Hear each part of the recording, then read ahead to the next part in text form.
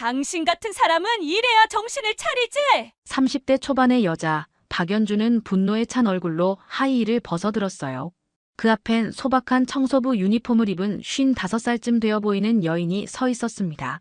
번쩍 연주가 휘두른 하이힐 굽이 여인의 이마를 강하게 내리쳤어요. 딱 하는 둔탁한 소리와 함께 피가 흘러내렸습니다. 바로 그 순간 엘리베이터 문이 열리며 한 남자가 급하게 뛰어들어왔습니다. 박연주 씨, 그분이 누구신지 알아? 부장의 다급한 목소리가 사무실에 울려 퍼졌습니다. 이 모든 일은 어떻게 시작된 걸까요? 청소부의 정체는 무엇일까요? 그리고 박연주의 운명은 어떻게 될까요? 이야기는 2주 전으로 거슬러 올라갑니다. 이야기 시작 전 구독과 좋아요는 큰 힘이 됩니다. 서울 한복판 고층 빌딩 숲 사이에 우뚝 선 대기업 본사 건물. 이른 아침부터 분주하게 오가는 직장인들 사이로 소박한 청소부, 유니폼을 입은 한 여인이 조용히 건물 안으로 들어섭니다. 그녀의 이름은 김정희, 나이는 55. 얼굴엔 세월의 흔적이 묻어나지만 눈빛만큼은 예리하고 단단했죠. 정희 씨는 오늘부터 이 회사의 청소부로 일하게 됐어요. 하지만 그녀의 진짜 정체는 이 대기업 회장의 부인이자 최대 주주입니다. 왜 이런 일을 하게 됐을까요? 바로 아들의 결혼 때문이었죠. 곧 며느리가 될 여자, 그녀의 진짜 인성을 보기 위해서였습니다. 어머니, 제 선택을 믿어주세요. 연주는 정말 좋은 사람이에요. 아들 민준이의 말을 듣고도 정희 씨는 마음 한편이 편치 않았어요. 소문이 심상치 않았거든요. 회사 내부에서 흘러나오는 이야기들. 박연주 31살의 그녀는 겉으로는 완벽해 보였지만 뒤에서는 동료들을 무시하고 아래 사람들을 함부로 대한다는 얘기가 들려왔습니다. 소문만으론 판단할 수 없지. 내 눈으로 직접 확인해야 해. 정희 씨는 남편인 회장에게도 비밀로 하고 인사팀 부장 한 사람만 사정을 알린 채 이 위장 취업을 시작했죠. 청소부로서 가장 가까이에서 가장 낮은 곳에서 며느리가 될 여자를 지켜보기로 한 겁니다. 첫날 아침, 정희 씨는 영업팀이 있는 15층으로 올라갔어요. 연주가 일하는 바로 그 층이었죠. 복도를 지나며 휴지통을 비우고 유리창을 닫고 바닥을 쓸었습니다. 그러다 문득 회의실 안쪽에서 들려오는 목소리에 발걸음을 멈췄어요. 야, 너 이번 달 실적 어떻게 할 거야? 꼴찌하면 우리 팀 전체가 욕먹는다고. 미안해, 연주야. 최선을 다하고 있는데. 최선? 그게 최선이면 회사 그만둬야 하는 거 아냐? 차갑게 쏘아붙이는 목소리의 주인공이 바로 박연주였습니다. 정희 씨는 가만히 귀를 기울였죠. 연주는 동료를 질책하면서도 곧바로 웃음을 터뜨리며 말했어요. 농담이야, 농담. 그래도 좀 더 열심히 하자, 응. 겉으론 농담처럼 포장했지만 그 안에 담긴 날카로운 칼날을 정희 씨는 느낄 수 있었습니다. 회의실 문이 열리고 연주가 나왔어요. 복도에서 청소 중이던 정희 씨와 눈이 마주쳤죠. 아, 청소하시는 분, 여기 좀 치워주세요. 회의 끝났으니까. 연주는 그저 스쳐 지나가듯 말하고는 휴대폰을 보며 걸어갔습니다. 인사도 눈맞춤도 없었어요. 정희 씨는 묵묵히 회의실 안으로 들어가 탁자 위에 흩어진 종이컵과 과자 부스러기들을 치웠습니다. 그 순간 마음 한구석이 서늘해졌죠. 이제 시작이구나. 며칠이 지나면서 정희 씨는 연주의 진짜 모습을 조금씩 더 선명하게 보게 됐습니다. 겉으로는 상냥하고 똑 부러지는 커리어 우먼이었지만 아래 사람들을 대하는 태도는 완전히 달랐죠. 아줌마, 여기 커피 좀 타다 주세요. 설탕 2스푼, 프림 3개요. 연주는 청소부인 정희 씨를 마치 심부름꾼처럼 대했습니다. 정희 씨가 청소도구를 들고 있는데도 아랑곳하지 않았어요. 처음엔 참았죠. 그저 지켜보기 위해 온 거니까요. 네, 알겠습니다. 정희 씨는 조용히 고개를 숙이고 탕비실로 향했어요. 커피를 타서 갖다 주자 연주는 한 모금 마시더니 인상을 찌푸렸습니다. 이거 너무 뜨거운데요? 다시 타다 주세요. 미지근하게요. 말투는 공손했지만 그 안엔 무시와 오만이 가득했죠. 주변 동료들은 눈치만 보며 고개를 숙였습니다. 아무도 나서지 않았어요. 정희 씨는 다시 커피를 가지고 탕비실로 향했고 식혀서 다시 갖다 줬습니다. 이제야 마실만 하네요. 고맙다는 말도 없었어요. 정희 씨는 그저 미소를 지으며 자리를 떴죠. 하지만 마음속엔 씁쓸함이 번져갔습니다. 점심시간이 되자 사무실 분위기가 한결 풀어졌어요. 다들 식당으로 가거나 도시락을 꺼내 먹기 시작했죠. 연주는 배달 음식을 시켰습니다. 떡볶이와 튀김이 담긴 플라스틱 용기들이 책상 위에 놓였어요. 아, 맛있다. 역시 여기 떡볶이가 최고야. 연주는 동료들에게 환하게 웃으며 말했습니다. 하지만 다 먹고 난 뒤의 모습은 달랐죠. 기름기 가득한 용기들, 소스가 흘러내린 일회용 젓가락, 냅킨 뭉치들을 그대로 책상 위에 방치했어요. 청소하시는 분, 여기 좀 치워주세요. 연주는 정혜 씨를 손짓으로 불렀습니다. 정혜 씨가 다가가자 연주는 쓰레기 봉투를 툭 던지듯 내밀었죠. 빨리 처리해주세요. 냄새 나기 전에요. 그 순간 정혜 씨의 손이 잠깐 멈췄어요. 하지만 곧 침착하게 봉투를 받아들었습니다. 주변 직원들은 불편한 표정을 지었지만 역시 아무도 말하지 않았어요. 다들 연주의 눈치를 보고 있었던 겁니다. 저 사람 너무한 거 아냐? 쉿, 조용히 해. 연주 언니 들으면 큰일 나. 근데 청소하시는 분도 사람인데 저렇게 대하는 건 좀. 직원들은 작은 목소리로 속삭였지만 그것뿐이었습니다. 정희 씨는 쓰레기를 들고 복도로 나왔어요. 쓰레기통에 버리면서 깊은 한숨을 내쉬었죠. 이게 진짜 모습이구나. 민준이가 알까, 이런 모습을. 오후 내내 정희 씨는 청소를 하며 연주를 관찰했습니다. 상사에겐 공손했지만 동료들에겐 은근히 무시하는 태도를 보였어요. 특히 자기보다 직급이 낮거나 나이가 어린 사람들에게 더욱 심했죠. 김대리, 이 서류 왜 이렇게 정리했어요? 다시 해요. 최 사원, 복사 좀 해와요. 열부요, 열부. 빨리요. 명령하듯 말하는 연주의 목소리엔 배려라곤 찾아볼 수 없었습니다. 정희 씨는 걸레를 짜며 생각했어요. 더 지켜봐야겠어. 확실히 알아야 해. 퇴근 시간이 되자 직원들이 하나둘 자리를 떴습니다. 연주도 가방을 챙기며 자리에서 일어났죠. 그때 정희 씨가 복도를 지나가고 있었어요. 연주는 그녀를 보더니 빙긋 웃으며 말했습니다. 수고하세요, 아줌마. 표면적으론 인사였지만 그 안에 담긴 건 동등한 인간에 대한 존중이 아니었죠. 정희 씨는 고개를 숙여 인사했습니다. 네, 조심히 가세요. 엘리베이터 문이 닫히고 정희 씨는 홀로 복도에 섰어요. 창밖으로 노을이 지고 있었습니다. 그날은 금요일이었습니다. 한 주를 마무리하는 날이었죠. 사무실 분위기는 비교적 여유로웠지만 연주만큼은 달랐어요. 얼굴이 굳어 있었습니다. 박연주 씨, 보고서 제출 기한이 오늘 오후 5시예요. 준비됐죠? 팀장이 다가와 물었습니다. 연주는 당황한 표정을 감추며 고개를 끄덕였어요. 네, 물론이죠. 거의 다 됐어요. 하지만 실상은 달랐습니다. 연주는 보고서를 제대로 준비하지 못했어요. 일주일 내내 시간이 있었지만 다른 일에 신경 쓰느라 미뤄뒀거든요. 이제 남은 시간은 3시간뿐이었습니다. 어떡하지? 시간이 너무 없는데. 연주는 초조하게 컴퓨터 화면을 들여다봤습니다. 손가락은 바쁘게 키보드를 두드렸지만 내용은 제대로 채워지지 않았어요. 주변 동료들은 눈치를 보며 각자 일을 했습니다. 시간은 빠르게 흘렀고 어느새 오후 4시가 됐습니다. 연주의 얼굴엔 땀이 맺혔어요. 긴장감이 극에 달했죠. 그때 정희 씨가 쓰레기통을 비우러 연주의 책상 옆을 지나갔습니다. 비켜요. 지금 바쁘다고요. 연주가 날카롭게 소리쳤습니다. 정희 씨는 조용히 물러났어요. 하지만 연주의 신경은 이미 날카로워질 대로 날카로워진 상태였습니다. 5시가 되자 팀장이 다시 나타났어요. 연주 씨, 보고서 제출해 주세요. 아, 그게요. 조금만 더 시간을 주시면. 안 돼요. 임원회의가 6시에 시작돼요.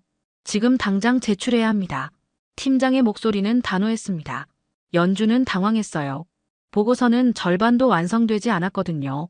그 순간 연주의 머릿속에 한 가지 생각이 스쳤습니다. 팀장님, 사실은요. 연주는 잠시 망설이다가 입을 열었습니다. 제가 어제 밤늦게까지 작업했는데 오늘 아침에 보니까 파일이 손상돼 있더라고요. 뭐라고요? 청소하시는 분이 실수로 컴퓨터를 건드리신 것 같아요. 제가 자리에 없을 때요. 거짓말이었습니다. 하지만 연주는 태연하게 말을 이어갔죠. 팀장의 얼굴이 굳어졌어요. 정말인가요? 네, 정말이에요. 그래서 다시 작업하느라 시간이 부족했던 거예요. 주변 직원들이 웅성거리기 시작했습니다. 정희 씨는 멀리서 그 광경을 지켜보고 있었어요. 가슴이 철렁 내려앉았습니다. 청소부 아줌마, 이리 와봐요. 팀장이 정희 씨를 불렀습니다. 정희 씨는 천천히 다가갔어요. 모든 직원들의 시선이 그녀에게 쏠렸습니다. 오늘 아침에 이 컴퓨터 만지셨어요? 아니요, 전혀요. 정희 씨는 침착하게 대답했습니다. 하지만 연주는 발끈했어요. 거짓말 마세요. 제가 출근했을 때 여기서 청소하고 계셨잖아요. 청소는 했지만 컴퓨터는 건드리지 않았습니다. 정희 씨의 목소리는 조용했지만 단호했습니다. 연주는 점점 흥분하기 시작했어요. 지금 저한테 거짓말쟁이라고 하는 거예요?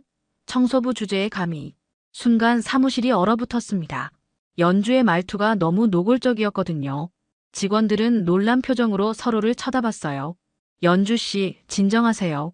팀장이 말렸지만 연주는 이미 이성을 잃은 상태였습니다. 회사에서의 평판, 임원들 앞에서의 체면, 모든 게 무너질 것 같은 두려움이 그녀를 짓눌렀죠. 왜 진정해요?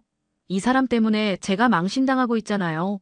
연주는 책상 밑에서 신고 있던 하이힐을 벗었습니다.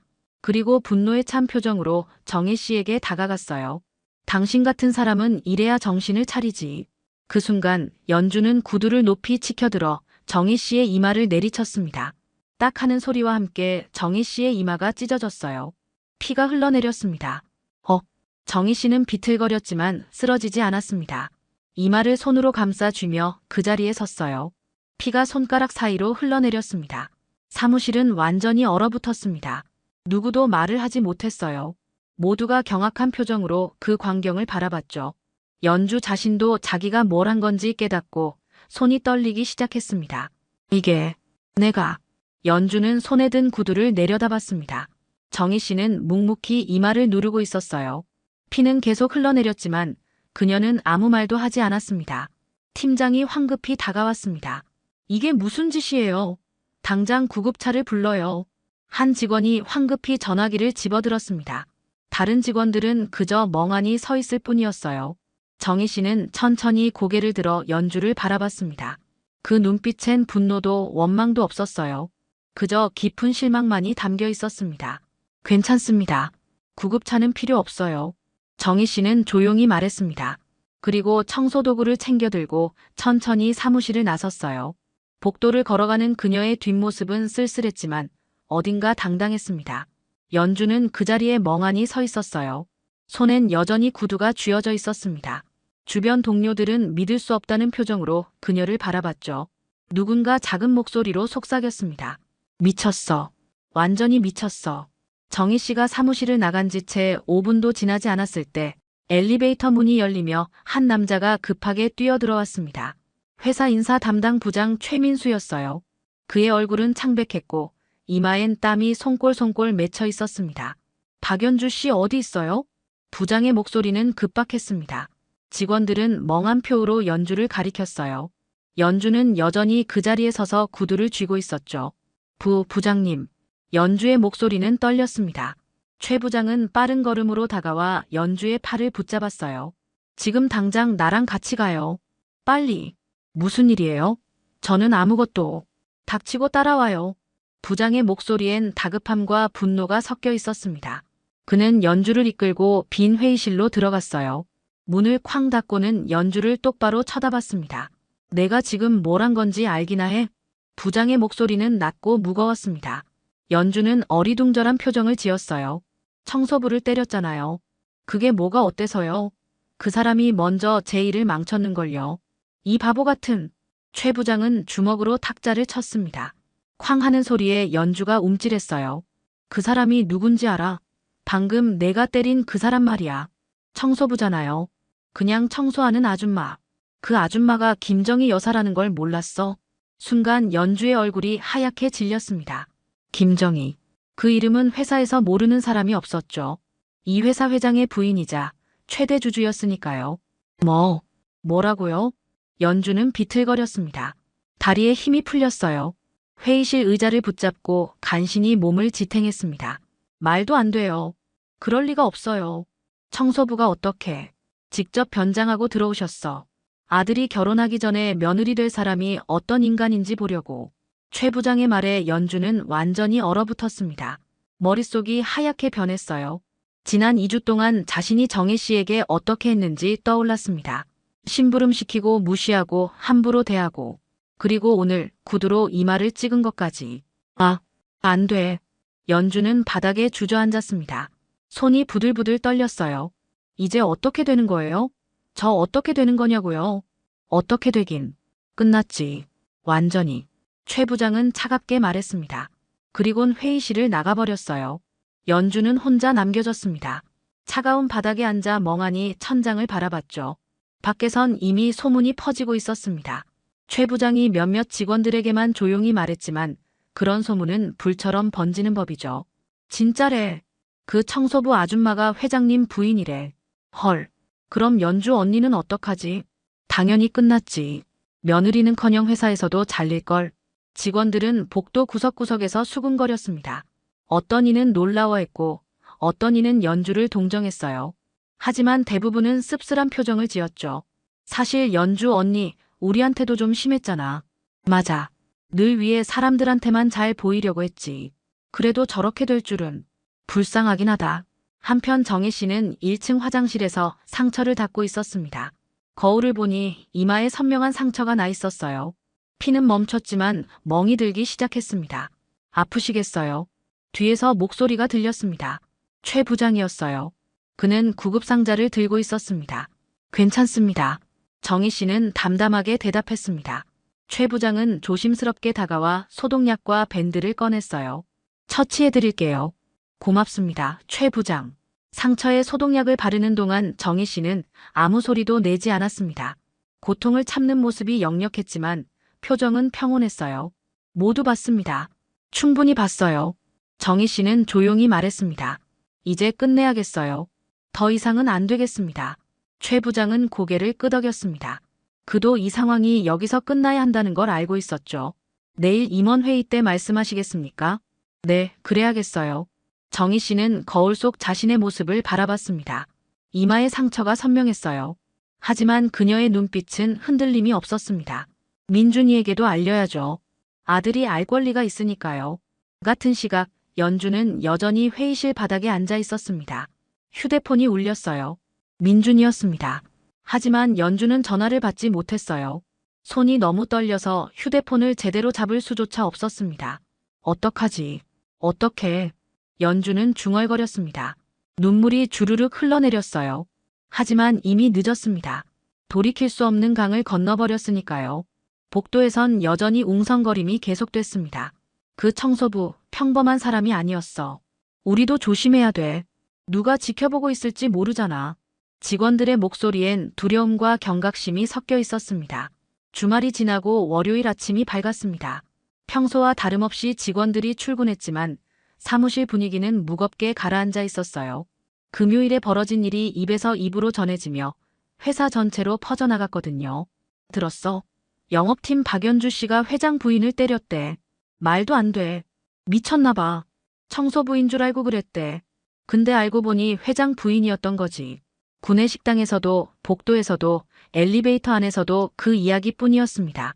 연주는 자리에 앉아 있었지만 아무도 그녀에게 말을 걸지 않았어요. 동료들은 눈을 마주치는 것조차 피했습니다. 연주야, 커피 마실래? 평소 친하게 지내던 후배가 다가왔습니다. 연주는 간절한 눈빛으로 고개를 끄덕였어요. 응, 고마워. 하지만 후배는 다른 사람들 것만 들고 왔습니다.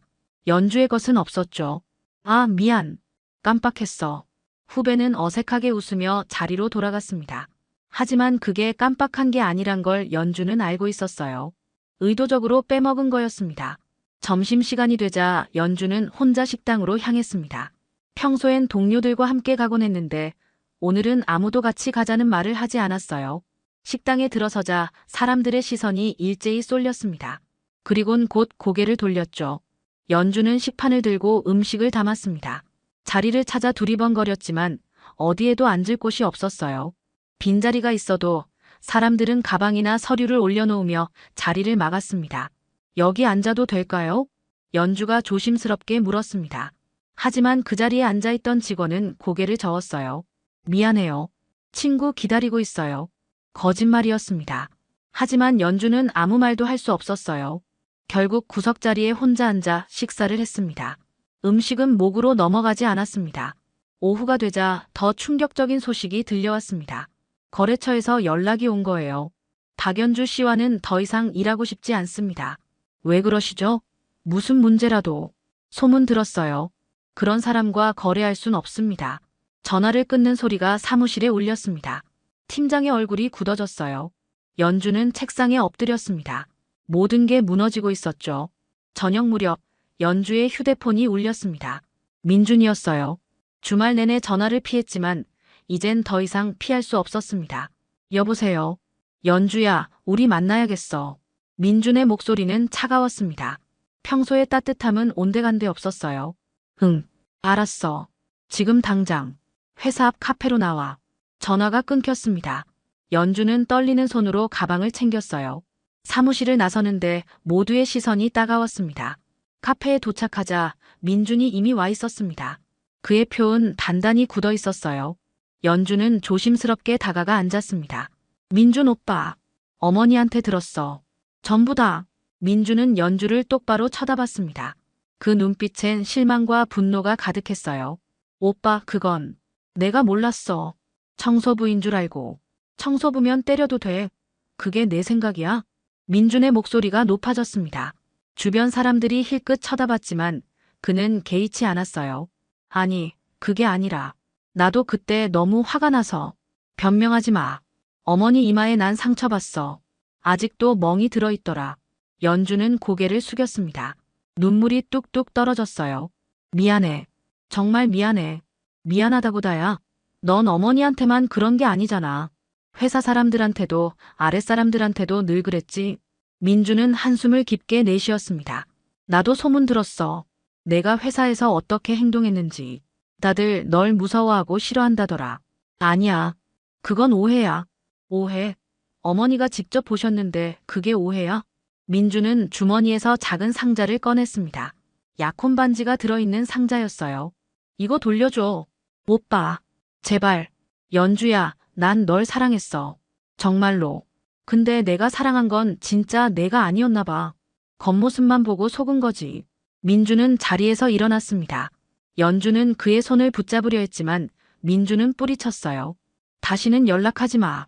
그리고 행복하길 바랄게. 마지막 말은 쓸쓸했습니다. 민주는 뒤도 돌아보지 않고 카페를 나갔어요. 연주는 그 자리에 멍하니 앉아 있었습니다. 테이블 위에 반지 상자가 차갑게 빛났습니다.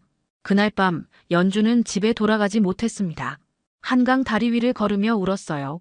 차가운 바람이 얼굴을 스쳤지만 마음은 더 차가웠습니다. 다 끝났어. 모든 게. 연주는 난간에 기대어 강물을 내려다봤습니다. 검은 물결이 출렁이고 있었어요. 휴대폰엔 회사 동료들의 단톡방에서 나갔다는 알림이 떠 있었습니다. 아무도 그녀를 원하지 않았습니다. 다음 날 아침 연주는 출근하지 않았습니다. 전화도 받지 않았어요. 사무실에선 그녀의 빈자리만 덩그러니 남아 있었습니다. 수요일 오전 10시 본사 18층 대회의실. 임원들이 하나둘 자리를 채우고 있었습니다.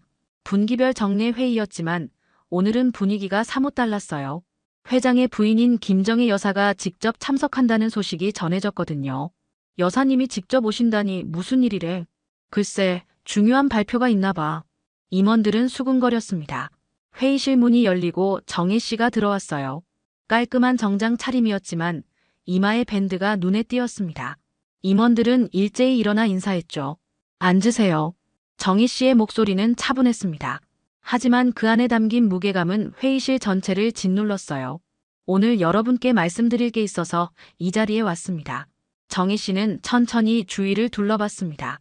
최 부장에게 고개를 끄덕이자 그는 노트북을 열었어요. 스크린에 사진들이 나타났습니다. 정희 씨가 청소부 유니폼을 입고 일하는 모습이었죠. 이게 여사님이십니까? 한 임원이 놀라며 물었습니다. 정희 씨는 고개를 끄덕였어요. 네, 맞습니다. 지난 2주 동안 저는 이 회사에서 청소부로 일했습니다. 회의실이 술렁였습니다. 임원들은 믿을 수 없다는 표정을 지었어요. 왜 그러신 겁니까? 제 아들의 약혼녀를 보기 위해서였습니다. 박연주 영업팀 과장이죠. 순간 회의실이 조용해졌습니다. 모두가 사태의 심각성을 깨달았어요. 겉모습만으론 사람을 알 수 없다고 생각했습니다. 특히 제 며느리가 될 사람이라면 진짜 인성을 봐야 한다고 생각했죠. 정희 씨는 이마에 밴드를 가리켰습니다. 그래서 제가 본 건 이겁니다. 지난 금요일 박연주는 자기 실수를 저에게 뒤집어 씌웠고 화가 난다며 구두로 제 이마를 가격했습니다. 뭐라고요? 몇몇 임원들이 자리에서 벌떡 일어났습니다. 믿기지 않는다는 표정이었어요. 증거가 있습니까? 있습니다. CCTV 영상도 있고 목격자도 여럿입니다. 최 부장이 영상을 재생했습니다. 스크린에 그날의 장면이 고스란히 담겨 있었어요. 연주가 구두를 휘두르는 모습, 정희 씨가 이마를 감싸주는 모습, 모두가 숨을 죽이고 지켜봤습니다. 하지만 이건 시작에 불과했습니다. 정희 씨는 계속 말을 이어갔습니다. 2주 동안 저는 박연주가 동료들을 무시하고 신입사원들의 아이디어를 가로채고 약한 사람들을 함부로 대하는 걸 봤습니다. 특히 청소부나 경비원 같은 사람들에겐 눈길조차 주지 않았죠. 임원들의 얼굴이 굳어졌습니다. 회사의 핵심 가치 중 하나가 바로 상호 존중이었거든요. 인사팀장. 네, 여사님. 박연주의 인사 기록을 보고해 주세요. 인사팀장이 자료를 펼쳤습니다. 박연주 과장은 입사 3년 차로 실적은 우수한 편입니다. 하지만 내부 평가에서 동료 관계 항목은 계속 낮은 점수를 받았습니다. 익명 설문조사에서도 함께 일하기 어려운 사람 항목에 자주 이름이 올랐고요. 왜 그동안 조치가 없었습니까? 정희 씨의 질문에 인사팀장은 머리를 숙였어요. 실적이 좋아서. 그리고 명확한 증거가 없었습니다. 이제 증거가 있습니다. 충분하죠? 정희 씨의 목소리는 단호했습니다. 그때 회의실 문이 조심스럽게 열렸어요. 영업팀 직원들이 줄지어 들어왔습니다. 모두 긴장한 표정이었죠. 여러분, 증언해 주시겠습니까? 최 부장이 물었습니다. 한 신입사원이 떨리는 목소리로 입을 열었어요. 저는 신입사원 이지은입니다. 박연주 과장님은 제가 만든 기획안을 가져가셨어요. 제 이름은 빼고 본인 이름만 넣어서 보고하셨습니다. 저도 비슷한 경험이 있습니다. 다른 직원도 나섰습니다. 회의 시간에 제 의견을 무시하시고 나중에 똑같은 내용을 본인 아이디어라고 발표하셨습니다. 하나둘 증언이 이어졌습니다. 그동안 참아왔던 이야기들이 쏟아져 나왔어요. 임원들의 표정은 점점 더 심각해졌습니다. 충분히 들었습니다. 정희 씨가 손을 들어 말을 멈췄습니다. 이 회사는 제 남편이 30년 전 단돈 100만 원으로 시작했습니다. 그때 우리의 가치는 명확했어요. 사람을 존중하고 정직하게 일하고 함께 성장한다. 그 가치가 지금의 이 회사를 만들었습니다. 정희 씨는 천천히 자리에서 일어났습니다. 하지만 박연주는 그 가치를 짓밟았습니다. 사람을 도구로 여기고 약한 사람을 무시하고 자기 이익만 챙겼죠. 그런 사람은 이 회사에, 그리고 우리 가족에 있을 자리가 없습니다. 여사님의 뜻을 알겠습니다. 인사팀장이 고개를 숙였습니다. 즉시 징계위원회를 소집하겠습니다. 필요 없습니다. 정희 씨는 단호하게 말했습니다. 즉각 해고 처리하세요. 직장 내 폭행과 갑질, 명백한 사유입니다. 회의실이 다시 조용해졌습니다. 무거운 침묵이 흘렀어요. 임원들은 고개를 끄덕였습니다. 이견이 있을 수 없었죠. 그리고 한 가지 더. 정희 씨는 회의실을 나가며 마지막으로 말했습니다. 앞으로 이런 일이 재발하지 않도록 직장 내 인권 교육을 강화하세요. 직급이나 업무와 상관없이 모든 사람이 존중받는 회사를 만들어야 합니다. 문이 닫혔습니다. 남겨진 임원들은 한동안 아무 말도 하지 못했어요. 그날 오후 연주에게 인사팀의 호출 문자가 왔습니다. 며칠간 무단 결근을 하던 그녀는 떨리는 손으로 회사로 향했어요. 이미 무슨 일이 벌어질지 짐작하고 있었지만 막상 회사 앞에 서니 다리가 떨렸습니다. 인사팀 사무실에 들어서자 최 부장이 차갑게 그녀를 맞이했습니다. 앉으세요. 연주는 의자에 앉았습니다. 손은 무릎 위에서 부들부들 떨렸어요. 박연주 씨, 회사의 결정을 통보하겠습니다. 최 부장은 서류 한 장을 내밀었습니다. 해고 통지서였어요. 직장 내 폭행, 동료에 대한 갑질, 그리고 지속적인 인권 침해 행위로 인해 즉각 해고 조치합니다. 오늘부로 효력이 발생하며 퇴직금은 지급되지 않습니다. 부장님, 연주의 목소리는 떨렸습니다. 한 번만 기회를 주세요. 제가 잘못했어요. 정말 잘못했다고요. 기회는 이미 많았습니다. 3년 동안 여러 번 경고를 받았죠. 하지만 당신은 변하지 않았어요. 최 부장의 목소리엔 동정심이라곤 찾아볼 수 없었습니다. 무엇보다 회장 부인을 폭행한 건 용서받을 수 없는 일입니다. 그건 몰라서 그랬어요. 청소부인 줄 알고. 청소부라면 때려도 됩니까?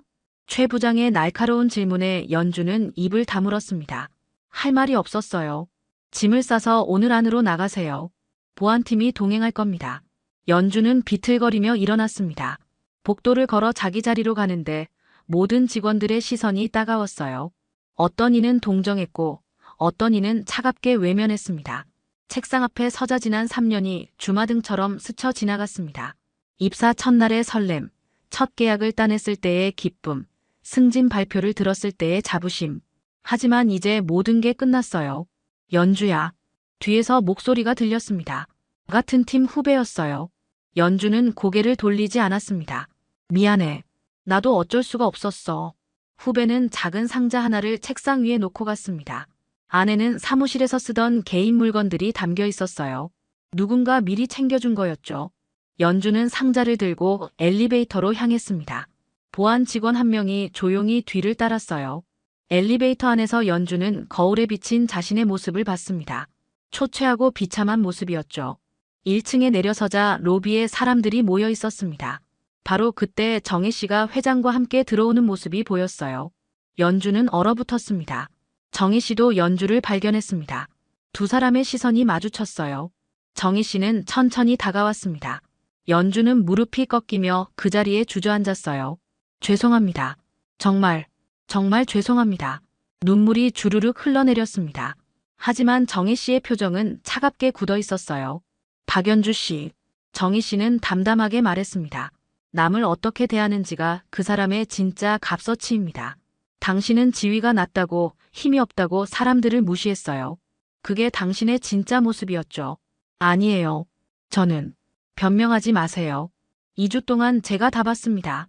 청소부였던 저한테만 그런 게 아니었어요. 신입사원들한테도 경비원 아저씨한테도 모두에게 그랬잖아요. 정희 씨는 한숨을 쉬었습니다. 제 아들은 당신을 사랑했습니다. 하지만 사랑만으론 부족해요. 존중이 없는 관계는 오래 갈 수 없거든요. 당신은 다른 사람을 존중할 줄 몰랐어요. 회장 부인님, 저 정말, 당신은 우리 집안에 들어올 자격이 없습니다. 그리고 이 회사에 있을 자격도 없고요. 정희 씨는 더 이상 말하지 않고 지나쳤습니다. 회장도 실망한 표정으로 고개를 저으며 따라갔어요. 연주는 바닥에 주저앉아 울었습니다. 로비를 지나가던 사람들이 힐끗힐끗 쳐다봤지만 아무도 다가오지 않았어요. 보안 직원이 조심스럽게 그녀의 팔을 잡았습니다. 가셔야 합니다. 연주는 비틀거리며 일어났습니다. 상자를 가슴에 꼭 안고 건물 밖으로 나갔어요. 한때 자랑스럽게 출근하던 그 문을 이제 다시는 들어올 수 없게 됐습니다. 저녁 무렵 연주의 아파트. 그녀는 소파에 앉아 멍하니 천장을 바라보고 있었습니다. 휴대폰엔 부모님의 부재중 전화가 15통이나 쌓여 있었어요. 소식을 들으신 거겠죠. 초인종이 울렸습니다. 연주는 일어나지 않았어요. 하지만 초인종은 계속 울렸습니다. 연주야. 나야, 엄마야. 문 열어. 어머니의 목소리였습니다. 연주는 비틀거리며 일어나 문을 열었어요. 어머니가 황급히 안으로 들어왔습니다.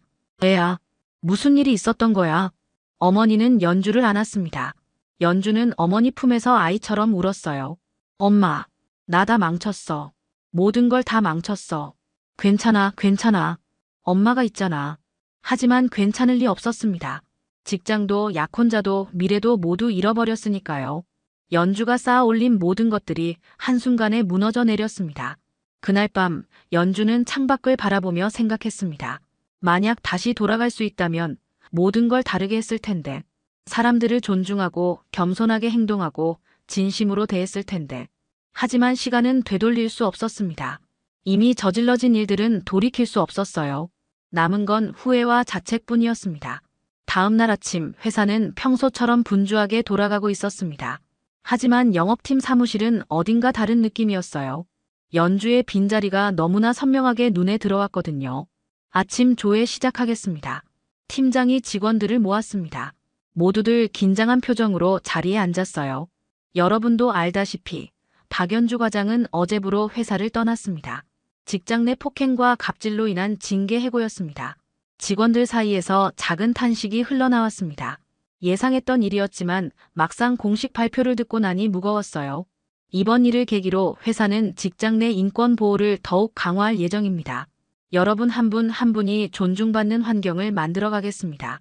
팀장의 말이 끝나고 조회가 끝났습니다. 직원들은 조용히 흩어졌어요. 누군가 연주의 책상 위에 놓인 화분을 치우며 중얼거렸습니다. 결국 이렇게 끝나는구나. 점심시간 게시판 앞에 사람들이 모여들었습니다. 새로운 공지가 붙어 있었거든요. 직장 내 갑질 및 폭행으로 인한 징계해고 공지. 해당 직원 박연주 전 영업팀 과장. 사유 직장 내 폭행, 동료에 대한 지속적 괴롭힘 및 갑질 행위. 조치, 즉각 해고, 퇴직금 미지급. 재발 방지 대책, 전사 인권 교육 강화, 익명 신고 시스템 도입. 공지를 읽는 직원들의 표정은 복잡했습니다. 어떤 이는 고개를 끄덕였고 어떤 이는 안타까워했어요. 하지만 대부분은 이게 올바른 결정이었다는 걸 알고 있었습니다. 당연한 결과지. 사람을 그렇게 대하면 안 되는 거야. 그래도 좀 안타깝긴 하네. 안타까워. 맞을 짓을 한 거지. 우리가 얼마나 고생했는데. 신입사원들은 특히 복잡한 심정이었습니다. 그동안 괴롭힘을 당했지만 막상 이런 결말을 보니 씁쓸했거든요. 오후 2시 대회의실에 전 직원이 소집됐습니다. 회장이 직접 나서서 말씀하신다는 공지가 떴거든요. 직원들은 긴장한 표정으로 자리를 채웠습니다. 회장이 단상에 올랐습니다. 그 옆엔 정혜 씨도 함께 있었어요. 이마의 밴드는 여전했지만 표은 평온했습니다. 직원 여러분, 이번 주에 안타까운 일이 있었습니다. 회장의 목소리는 무겁고 진지했습니다. 한 직원이 동료를 폭행하고 오랜 기간 갑질을 일삼았습니다. 더욱 충격적인 건 피해자가 바로 제 아내였다는 점입니다. 회의실이 숨을 죽였습니다. 제 아내는 아들의 약혼녀가 어떤 사람인지 알기 위해 2주 동안 청소부로 일했습니다. 그리고 그 과정에서 우리 회사에 민낯을 봤죠. 회장은 잠시 말을 멈추고 직원들을 둘러봤습니다. 좋은 것도 봤습니다. 묵묵히 일하는 분들, 서로 돕는 분들, 진심으로 회사를 아끼는 분들. 하지만 나쁜 것도 봤습니다. 약한 사람을 무시하고 자기 이익만 챙기고 겉과 속이 다른 모습들. 정희 씨가 천천히 일어났습니다. 저는 이번 경험을 통해 많은 걸 배웠습니다. 사람은 힘이 있을 때가 아니라 힘이 없다고 생각할 때 진짜 모습이 드러난다는 것을요. 정희 씨의 목소리는 잔잔했지만 울림이 있었습니다. 청소부였던 저를 무시했던 사람, 경비원 아저씨에게 인사도 안 하는 사람, 배달기사님께 함부로 하는 사람. 그런 사람들이 의외로 많더군요. 직원들은 고개를 숙였습니다. 자신을 돌아보는 시간이었어요. 하지만 반대로 청소부인 저에게도 밝게 인사해 주시고 무거운 짐을 들어주시고 존중해 주신 분들도 많았습니다. 그분들께 감사드립니다. 정희 씨는 깊은 인사를 했습니다. 몇몇 직원들의 눈가가 붉어졌어요. 앞으로 이 회사는 변할 겁니다. 직급이나 직위가 아니라 사람 그 자체로 존중받는 회사가 되겠습니다. 그게 제가 이번 일을 통해 얻은 교훈입니다. 회장이 다시 마이크를 잡았습니다. 오늘부터 새로운 제도를 도입합니다. 모든 직원이 익명으로 갑질과 괴롭힘을 신고할 수 있는 시스템, 분기마다 실시하는 인권교육, 그리고 청소와 경비를 담당하시는 분들의 처우 개선입니다. 박수 소리가 터져 나왔습니다. 작은 박수였지만 진심이 담겨 있었어요. 회의가 끝나고 직원들이 흩어졌습니다. 복도에서 한 신입사원이 정혜 씨에게 다가왔어요. 여사님 그때 못 도와드려서 죄송했습니다. 괜찮아요. 당신 잘못이 아니에요. 정희 씨는 따뜻하게 미소 지었습니다. 앞으론 용기 내세요. 잘못된 걸 보면 말할 수 있는 용기요. 신입사원은 고개를 끄덕이며 눈물을 훔쳤습니다. 저녁이 되자 사무실은 조용해졌습니다. 정희 씨는 15층 창가에 서서 도시의 불빛을 바라봤어요. 이마의 상처는 아직 아팠지만 마음은 한결 가벼웠습니다. 잘한 거겠죠? 옆에 선 회장이 물었습니다. 정희 씨는 고개를 끄덕였어요. 네, 잘한 거예요. 민준이도 나중엔 이해할 겁니다. 두 사람은 나란히 창밖을 바라봤습니다. 저 멀리 한강이 반짝이고 있었어요. 그날 무너진 건 며느리의 오만이었고 무릎 꿇린 건 돈이 아니라 양심이었습니다. 사람은 누구를 대하든 똑같아야 합니다.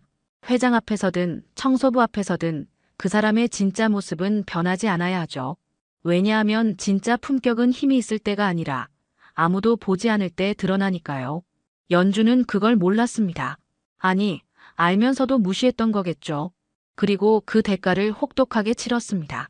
하지만 이 이야기는 단순히 한 사람의 몰락에 관한 것만은 아닙니다. 우리 모두에게 던지는 질문이에요. 나는 과연 누구에게나 같은 사람인가? 그 질문에 떳떳하게 대답할 수 있다면 당신은 진짜 품격을 가진 사람입니다.